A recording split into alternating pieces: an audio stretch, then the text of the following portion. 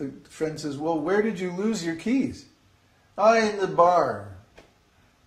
So why are you looking for your keys out here? Huh? And then the drunk says, oh, because there's more light out here, I can see.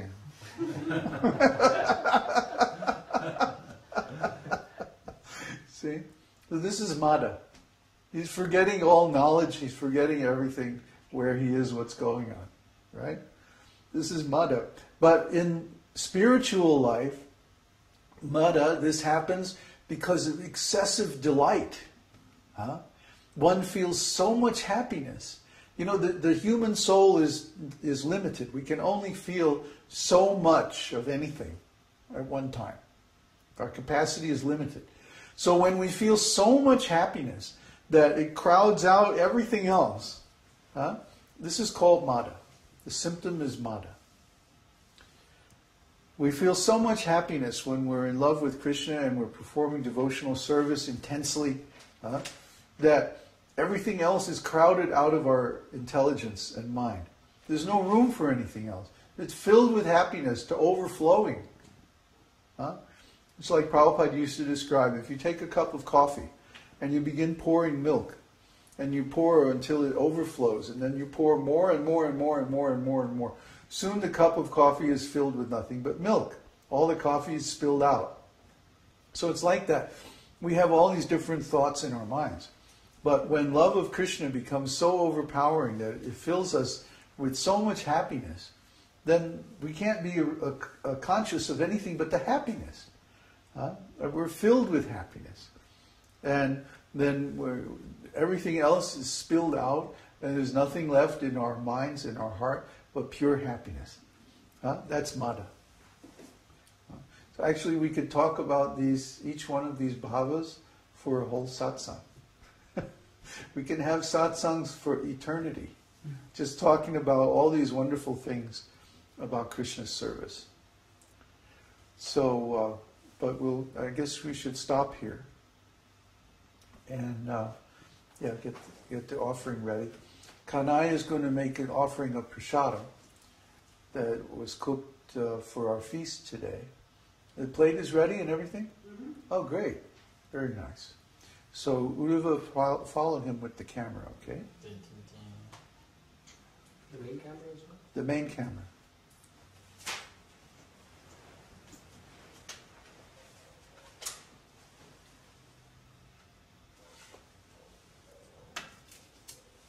Now he's putting the food and lighting some incense.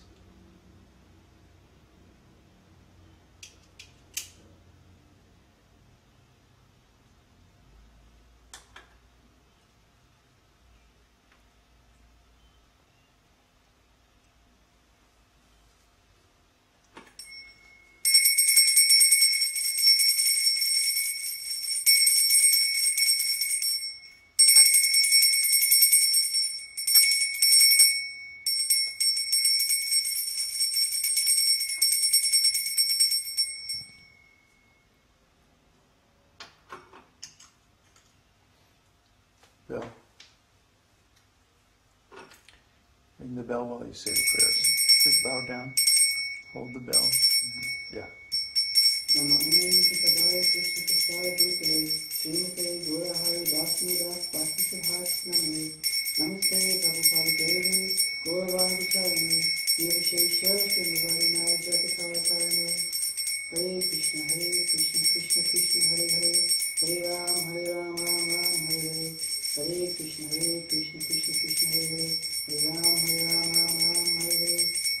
Krishna, Krishna Krishna, Hare Hare, Hare Ram, Ram Hare Hare.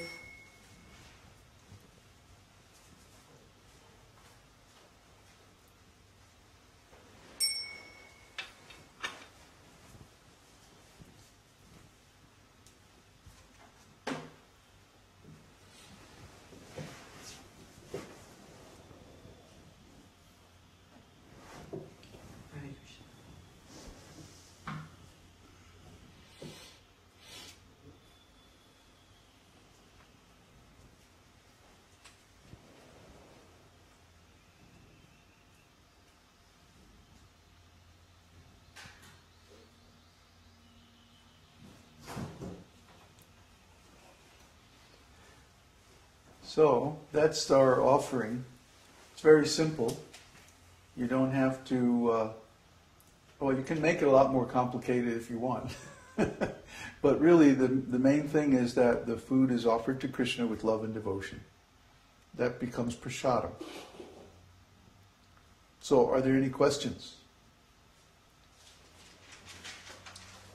Oh yeah, there's a whole discussion. Oh boy. Great. Let me just set up the camera. Okay.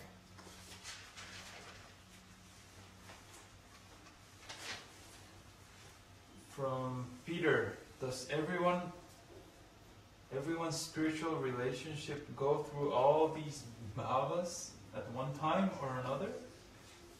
Our eternal spiritual mood is fixed in a certain number of bhavas or all of them?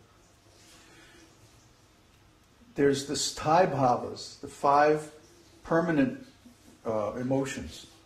Neutrality, servitorship, friendship, parenthood, and conjugal love. Those are always there. Then, as we move through different relationships and different pastimes with Krishna, we experience various other bhavas as temporary flavors or colorings of that emotion.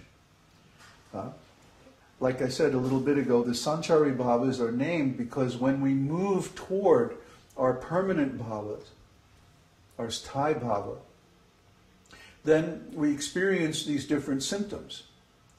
And I suppose every devotee experiences all these emotions at some time or other. I know I have. Okay. Next one.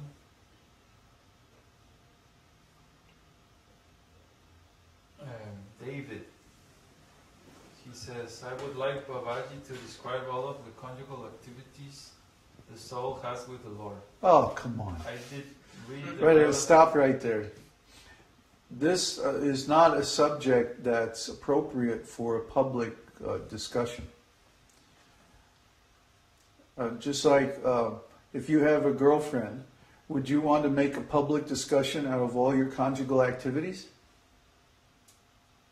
I don't think so.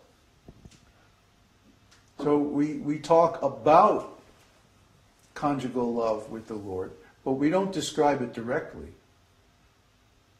There are certain passages in the scriptures where the conjugal pastimes are described a little bit.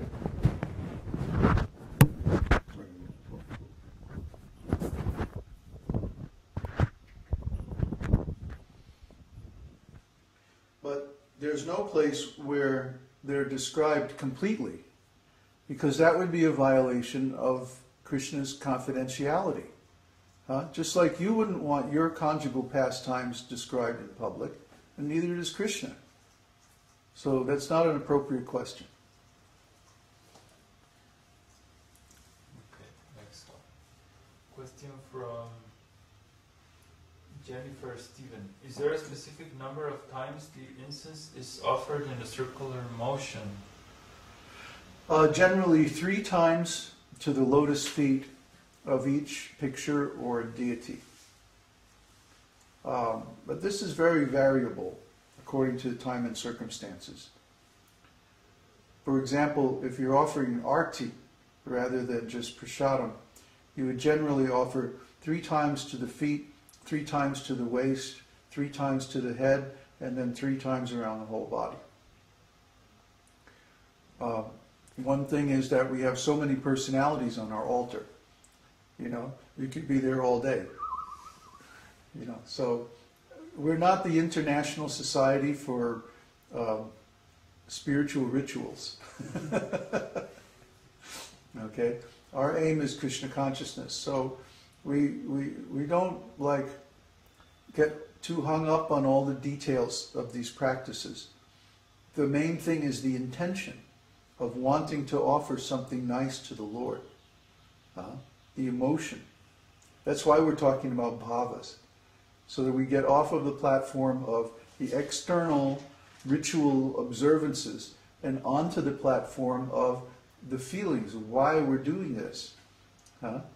That's how you develop love of Godhead. that okay? Thank you. Yeah. Yes, I see. Question from Mike is a little long. When we get depressed because we feel the goal is so far away or we are having trouble on the path, etc., is it a transcendental emotion? I try and practice observing any negative emotions to try and help me realize that they are not what I am. They come and go. Is there a problem trying not to identify with these emotions because they are actually transcendental? Should I only not identify with negative feelings that arise from material calamities? Exactly right. A negative emotion is in relation to material